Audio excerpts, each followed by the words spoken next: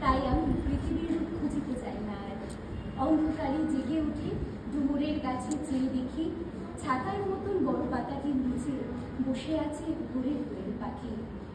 চারিদিকে চেয়ে দেখি বড্ড ব্যস্ত, জাম, বক, কাঁঠালে হিজলের অসুদ্ধে করে আছে চুপ।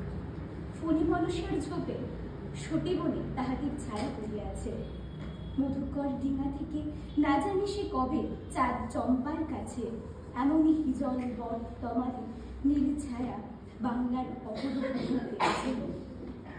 বেহুলাও একদিন গাঙ্গের জলে ভেলা দিয়ে কৃষ্ণা দ্বাদশীর জ্যোৎস্না যখন মরিয়া গেছে নদীর চড়ায়, সোনালী ধানির পাশে অসংখ্য অশ্বত্থ বট দেখেছিল পায়ে, শ্যামার নরম গান শুনেছিল। একদিন অমরায় গিয়ে ছিন্ন খঞ্জনার মতো যখন সে নেচেছিল ইন্দ্রের সভায়, বাংলার নদী, মাঠ, হাটফুল ঘুমুরের মতো কেঁদেছিল তার পায়ে। ফেব্রুয়ারি আমরা